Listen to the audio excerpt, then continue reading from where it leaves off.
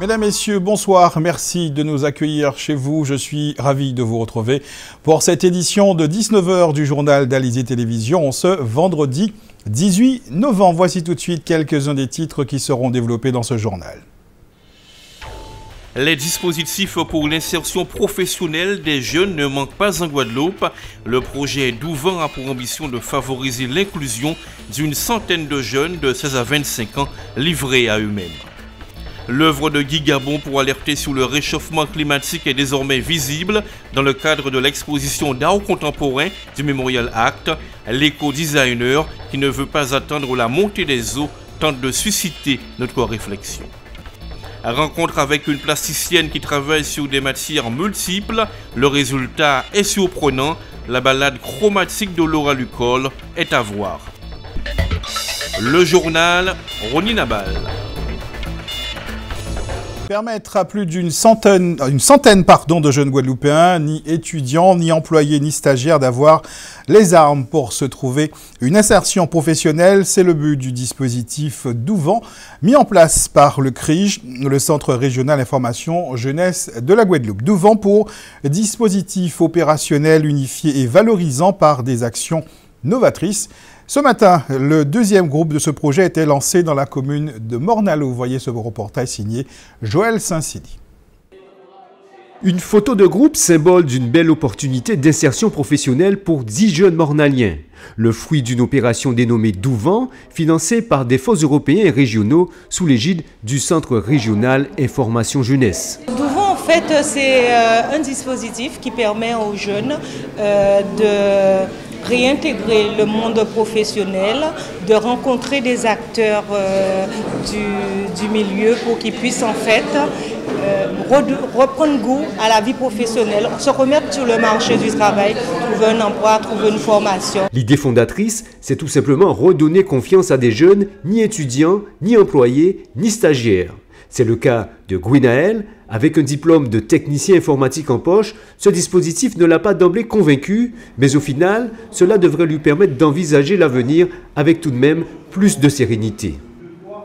Je pense que c'est un bon dispositif qui devrait normalement intéresser beaucoup de jeunes en difficulté, notamment ceux qui ne peuvent pas trouver de travail parce qu'ils ont certains problèmes au niveau de l'élocution par exemple ou de l'écriture. Surtout ceux qui ont peut-être des problèmes au niveau des réalisations de CV, de motivation, qui ont des pannes à trouver comment faire. Motivés et accompagnés, des axes forts du dispositif. Pendant 4 mois, les jeunes seront suivis individuellement, mais aussi collectivement. Ils auront des ateliers comme estime de soi, multimédia, techniques de recherche d'emploi, les savoirs de base, très importants parce que souvent ce sont des jeunes qui ont quitté le cursus scolaire depuis fort longtemps. Et ils auront aussi pour se conforter ou alors pour définir leur projet professionnel des immersions en entreprise. Mais Douvent n'aurait pas existé sans de solides partenariats avec des employeurs, des centres de formation et surtout les services compétents des municipalités.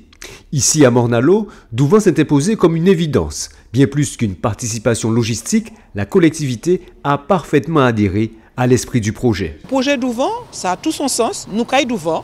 Nous prenons nous en charge, mais derrière, il y a de vrais professionnels qui accompagnent. Professionnels dans le savoir-être, dans le savoir-vivre. Nous savons aujourd'hui, même si des fois quand on a des diplômes, mais si on n'a pas les vrais comportements, on est en difficulté. Ensuite, une approche culturelle du territoire. C'est important que les élèves, que ces jeunes sachent d'où ils viennent, de manière à ce qu'ils puissent se projeter. Et ensuite, bien sûr, il y a un peu de mathématiques. Mais ce qui est intéressant, c'est la transversalité et la méthodologie du travail. Ce n'est pas toujours livresque, mais c'est aussi dans ce qu'ils font de culturel, comment on va apporter du savoir, comment on va apporter des connaissances à partir justement de leurs acquis, mais leur montrer qu'ils peuvent réussir. Depuis le début de l'opération, le CRIJ a effectué la même démarche à Pointe-à-Pitre. À terme, 120 jeunes devraient être concernés par Douvent sur l'ensemble du département. C'est à elle que le conseil départemental de Guadeloupe avait donné carte blanche en 2015 pour présenter ses créations au musée Schellcher aux côtés des œuvres de l'exposition permanente du musée départemental.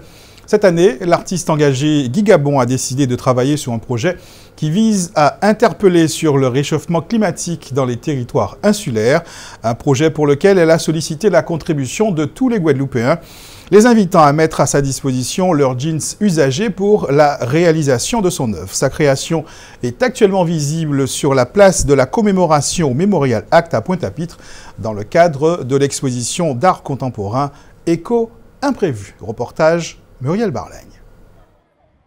C'est la seule œuvre extérieure de l'exposition collective Échos imprévus installée au Memorial Act. Hashtag tous réfugiés climatiques a été pensé par Guy Gabon dans le cadre d'un vaste projet artistique intitulé « En attendant la montée des eaux ». L'éco-designer et artiste de land art y exprime de plusieurs façons sa réflexion sur le réchauffement climatique. Une idée née avec la COP 21. On parle aujourd'hui de changement climatique, il est à l'œuvre et on voit à travers le monde, en particulier les régions littorales, on voit tous à l'échelle de nos vies, à l'échelle de ma vie, l'érosion de ce littoral, comment la mer gagne et grignote sur le littoral. Mais tout ça aussi, c'est de rappeler que nous avons aussi une responsabilité là-dedans. On parle de gaz à effet de serre. C'est notre activité humaine, industrielle, qui produit aussi ces gaz à effet de serre, qui provoquent ce réchauffement. Donc c'est aussi nous alerter sur le fait qu'il faut véritablement qu'on change notre façon de vivre, de consommer, pour qu'elle soit plus respectueuse de l'homme déjà et de la nature. Il a fallu 3 jours et l'aide des étudiants du Centre des métiers d'art pour procéder à cette installation. 60 bustes, comme les 60 pays présents à la COP 22 au Maroc cette année, et 700 jeans récoltés suite à une collecte organisée sur 3 semaines auprès des Guadeloupéens. J'ai choisi l'objet, la matière jean, pour plusieurs raisons. Déjà pour une raison esthétique et plastique, parce qu'il y a une couleur bleue, il y a de la matière, il y a du relief. C'est un vêtement donc, qui a été porté par l'homme, c'est aussi la trace de l'homme, mais aussi parce que ce vêtement, c'est l'un des vêtements les plus polluants dans sa fabrication et qui consomme le plus d'eau et qui est à la fois universel. Donc pour toutes ces raisons, j'ai fait le choix de la matière jean. Hashtag tous réfugiés climatiques est donc une œuvre collaborative amenée à changer au gré des aléas de la météo. Elle sera visible pendant 6 mois. C'est ce matin que le nouveau président de la Chambre des métiers de l'artisanat de Guadeloupe a été élu. Pas de surprise, c'est Franck Lasserre à la tête de la liste sortie gagnant des élections consulaires qui a été désigné président de l'institution. Pour rappel, la liste qu'il conduisait, Ensemble pour l'artisanat, préparons l'avenir autrement, avait obtenu 21 sièges contre 4 pour les 2 autres listes qui se présentaient. Patrick Chouan et Simon Vainqueur à la tête des listes perdantes contestent d'ailleurs les résultats de ces élections et ont déposé un recours en annulation. En attendant, Franck Lasserre et les siens entendent commencer à travailler et 7 vice-présidents représentant les différents territoires de l'archipel ont été désignés ce matin. Autre élection qui, elle aussi, fait l'objet de contestation, celle à la Chambre de commerce et d'industrie des îles de Guadeloupe, une élection remportée entièrement par la liste Ensemble pour l'entreprise des îles de Guadeloupe, formée par la presque totalité des organisations patronales constituant Guadeloupe économique. Ses membres n'avaient pas volontairement désigné de tête de liste et donc de présidentiable. L'affaire devait se jouer à l'issue d'une primaire, mais c'est désormais une lutte interne qui se dessine entre les partisans des 3 candidats, Henri Nagapin, Patrick Vielle-Collet et José Gadarcan. L'élection du président de la CCIG doit avoir lieu la semaine prochaine. Invitée de notre journal, le 28 octobre dernier, Françoise Thibus, membre de cette liste, mais également présidente de la CGPME, expliquait les raisons pour lesquelles ils avaient fait le choix de ne pas désigner de tête de liste et surtout nous rassurait sur la sérénité qui régnerait, selon elle, autour de la désignation du président. Écoutons-la. Nous n'avons jamais voulu désigner telle ou telle personne pour être la tête de liste. Et pourquoi? Parce que c'est simple. Nous allons aux élections et nous avons différents secteurs, vous savez ça. Il est possible que pour tous ces secteurs, nous ne soyons pas véritablement en tête. Alors, on se permettrait de désigner une tête de liste qui, au dernier moment, ne serait pas élu. Ça ferait quoi? Ça ferait désordre. Et puis, on n'est pas là pour avoir des glorioles. On est là pour travailler ensemble sur des projets, sur des volontés de réunir un ensemble économique. À quoi ça sert qu'il y ait une tête de liste et puis de dire on suit cette tête de liste? Et si cette tête de liste n'était pas à la hauteur, qu'est-ce qu'on devient? Non, ça nous a permis justement, et ça nous permet encore, de nous jauger, de nous constater, de nous contrôler, de voir un petit peu les personnes qui seraient amenées à être là ou pas là. Voilà, c'est un petit peu pour ça notre volonté de ne pas avoir voulu, ça a été vraiment au départ un accord, mais véritablement général de l'ensemble, de ne pas désigner de tête de liste. Ne risque-t-on pas, à l'issue de ces élections, si vous êtes en tête, de voir une sorte de foire d'empoigne quand il s'agira de désigner la présidence? Non, il n'y aura pas de foire d'empoigne. On est tous présidentiables. Et évidemment, vous me direz, il y en a qui seraient peut-être plus candidats que d'autres, mais la majorité s'entendra sur celui ou celle qui sera désigné. La semaine prochaine, donc, pour l'élection du président de la CCI-IG. Sachez qu'à côté de nous, le nouveau président de la CCI de Martinique a été élu ce matin à l'unanimité et à main levée. Dans un instant, nous irons en balade au centre culturel Rémy-Souta, mais tout de suite, c'est l'heure de notre tour d'horizon de l'actualité dans la grande région. Direction d'abord la Guyane, puis la République d'Haïti. C'est votre rendez-vous Caraïbes. La Guyane s'apprête à battre son record de saisie de drogue, en particulier de cocaïne. Depuis le début de l'année, 330 kg de coke ont été interceptés par les douaniers. Le record date de l'an dernier. 373 kilos n'étaient pas arrivés à leur destinataire. Sur les 330 kilos déjà saisis, près du tiers a été ingéré par les passeurs, soit en moyenne 700 à 800 grammes par personne. En raison de la demande de plus en plus forte en Europe, le trafic de cocaïne est en progression constante en Guyane. Au contrôle à l'aéroport sont venus s'ajouter ceux réalisés à Saint-Laurent-du-Maroni, capitale de l'Ouest guyanais et lieu de passage de la drogue en provenance de Colombie et du Pérou via le Venezuela et le Suriname voisin. Si elle vaut autour de 5 € le gramme en Guyane, une fois arrivée en Europe, la poudre blanche est mélangée à d'autres substances et voit son prix multiplié par 10, générant ainsi d'importants bénéfices à ses commanditaires. Le niveau élevé des importations de produits agricoles commence sérieusement à inquiéter les autorités haïtiennes, au point que la Chambre de commerce américaine en Haïti a organisé à Port-au-Prince un séminaire sur les opportunités qu'offre le secteur agricole pour le pays, mais aussi sur la valorisation de l'agrobusiness. L'objectif avoué est de mieux exploiter les terres agricoles et de promouvoir l'investissement dans ce domaine compte tenu du nombre important de terrains non exploités ou sous-exploités. Il faut dire que les importations de produits agricoles en Haïti représenteraient plus d'$1 milliard. Pour le docteur Gaël Pressoir, vice-recteur adjoint à la recherche à l'université Quisqueya de Port-au-Prince, Haïti est devenu un État rentier qui dépend des transferts d'argent et qui ne produit plus grand-chose. L'universitaire appelle à garantir les investissements et développer un marché de produits locaux. Le secteur agricole représente tout de même près du quart du produit intérieur brut d'Haïti. Il est encore l'une des principales sources d'emploi et de revenus. L'élection de Donald Trump à la présidence des États-Unis continue d'inquiéter à travers le monde. C'est ainsi que le Mexique a décidé de mettre en place une ligne téléphonique d'urgence fonctionnant 24 heures sur 24 à l'intention de ses ressortissants qui vivent chez son voisin états-unien. La mesure s'explique par les menaces d'expulsion proférées par Trump contre les immigrés illégaux mexicains.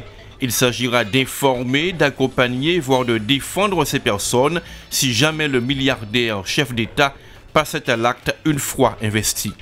12 millions de Mexicains vivent aux États-Unis, plus de la moitié d'entre eux se trouvent en situation irrégulière. Tout au long de sa campagne, Donald Trump avait insulté les immigrés mexicains invités à Mexico par le président Enrique Peña Nieto. Il avait refusé de présenter des excuses. Retour chez nous, les rencontres autour de l'art floral se dérouleront ce week-end au lycée des métiers de l'hôtellerie et du tourisme au Gosier. Un rendez-vous initié par Karukera Bonsai Club qui réunira de nombreux passionnés de l'art floral. En 2014, pour la première édition du Terra Silva, plus de 800 personnes avaient visité l'exposition proposée durant les 2 jours de cette manifestation. Cette année, en plus des exposants, les organisateurs proposeront un happening floral ou encore une fresque poétique. Le rendez-vous, c'est dès demain 9h au lycée du Gosier. L'édition 2016 du Terra Festival fermera ses portes dimanche à 17h. Et hier soir, pour nous parler de ce rendez-vous, nous recevions David Berry, le président du Karukera Bonsai Club. Je vous propose de l'écouter. Le Terra Silva est un événement, c'est un espace d'échange. C'est vraiment ça, c'est sa définition. C'est-à-dire qu'au départ, on a constaté que en faisant des expositions simplement de bonsaï, c'est vrai qu'on avait pas mal de visiteurs, mais on sentait bien qu'on ne touchait qu'une certaine sensibilité, un type de sensibilité. Et je connaissais quand même pas mal de monde dans le milieu de l'art floral. Donc j'ai contacté un petit peu tous ceux qui voulaient y participer et de voir comment est-ce qu'on pouvait exprimer nos différences, mais avec toutes nos ressemblances, entre guillemets. Et on a donné naissance à ce Terra Silva grâce à ça, comme ça, et on se rend compte qu'on touche beaucoup plus de monde et qu'on arrive à retirer les barrières entre les arts. Ce qui nous a poussé autour de l'art floral, qui est effectivement la colonne vertébrale de cette exposition, mais qui est le lien entre tous les autres arts également. Donc on va exposer avec, par exemple, des sculpteurs, des poètes. On a Tony Boyer qui est sculpteur avec nous, on a Sand qui est peintre, on a Evaline qui est une sculpteur également, et on a des poètes aussi. Donc on a Geneviève Bruno, on a 2-3 personnes qui sont venues nous rejoindre. Et depuis la première édition du Terra Silva, c'est un petit peu le mot d'ordre de cette manifestation. Alors vous avez parlé de quelques-unes des personnes qui seront présentes. Quels seront les autres intervenants pour cette deuxième édition? Alors bon, on a déjà parlé du bonsaï, on a déjà parlé de l'ikebana. Il y aura Kazanak, qui est une association à la base dans laquelle on retrouve tous les passionnés de nouveaux animaux de compagnie. Cependant, il y a une pratique dans l'aquariophilie qui s'appelle l'aquascaping. Et l'aquascaping, ou le paludarium, c'est l'art de créer des paysages dans le milieu aquatique. Donc, ils se prêtaient tout à fait dans le cadre de la manifestation. Ils sont venus nous rejoindre et ils font de très très beaux bacs. On a vraiment l'impression de se retrouver en pleine nature. Donc, effectivement, il y a Kazan. Après, il y a KSLI Orchid qui travaille les orchidées, mais au lieu de les présenter dans un simple pot, vraiment travaille des compositions et fait de très très jolies mises en scène autour de l'orchidée, mais autour aussi de ce qu'on appelle du kokedama, qui sont des petites boules de mousse à l'intérieur desquelles ils font des agencements d'art floral. Je vous propose, pour terminer ce journal, une balade chromatique précisément. C'est le nom de l'exposition d'œuvres présentée à partir de ce soir par Laura Lucol au Centre culturel Rémy Souta à Pointe-à-Pitre. Pour sa nouvelle exposition, celle qui est aussi formatrice en arts plastiques mélange les matières et les techniques. Muriel Barlagne est allée à sa rencontre. Reportage. Des bustes féminins, des tableaux, des installations. La nouvelle collection de Laura Lucol est hétéroclite. Elle met en lumière la palette de techniques et de matières utilisées par la plasticienne, avec un fil conducteur, un travail sur la couleur. C'est une invitation à une balade chromatique, l'intitulé de l'exposition. J'ai voulu proposer un temps de balade, en vrai, un temps où on pourrait circuler à travers de différentes créations par rapport à la couleur, par rapport aux matières. Et c'est vraiment un temps où, en fin de compte, j'invite à voir autre chose. Une matière est omniprésente dans les tableaux de la plasticienne, le jean. Il est au centre des œuvres, posé sur de la toile de jute ou installé à même les supports. Laura Lucol le travaille depuis près de 30 ans. Sur cette balade chromatique, je l'ai utilisée déjà en installation. J'ai travaillé sur les châssis, donc j'ai réalisé donc les châssis, j'ai peint dessus. À des moments, là, je les ai cousus, assemblés et voilà, quoi. L'eau, le feu, l'air, la terre, la plasticienne s'est laissée inspirer par les 4 éléments. Elle a notamment fait appel à la chaleur pour réaliser ses bustes en plastique fondu. Le corps de la femme en général, hein, je trouve que c'est une merveille de Dieu, tout simplement. Et à travers ça, j'ai voulu créer donc des créatures, enfin réaliser donc des créatures avec du plastique déformé, mais toute la base en vrai est c'est de la soudure. Là aussi, il y a de la récupération. À travers ça, il y a aussi donc on voit donc les couleurs, toutes les couleurs qu'on récupérées. En fin de compte, j'ai pas d'apport coloré, sauf que j'ai récupéré des matières où j'ai fait fondre, que j'ai retravaillé, que j'ai additionné, que j'ai associé, que j'ai découpé, détruit et réalisé. Autre objet présent dans cette exposition, les miroirs, face auxquels le spectateur devient lui-même sujet de l'œuvre. Pour Laura Lucol, une manière de faire un clin d'œil à la vie. L'exposition Balade chromatique de Laura Lucol est à voir jusqu'au 8 décembre au Centre culturel Réminet Souta à Pointe-à-Pitre. Les habitants de Capesterre-Belle-Eau et des communes des Saintes seront privés d'eau potable entre 22 h ce soir et 6 h demain matin. Demain soir, ce sont ceux de l'Est du Gosier, de Goyave qui n'auront pas d'eau robinet. Dimanche soir, c'est la commune de Sainte-Anne qui sera touchée et concernée par ce programme de délestage du SIAG sur son réseau. Un point sur la météo. Le ciel s'est montré bien présent cet après-midi, mais quelques gouttes de pluie sont attendues dans la nuit et cela pourrait concerner l'ensemble des communes de l'archipel. Demain matin, le ciel sera encore couvert. Il faudra certainement attendre l'après-midi pour voir le soleil s'imposer. Côté qualité de l'air, nous serons toujours dans le vert. C'est un indice Atmo de 3 annoncé par Guader pour demain.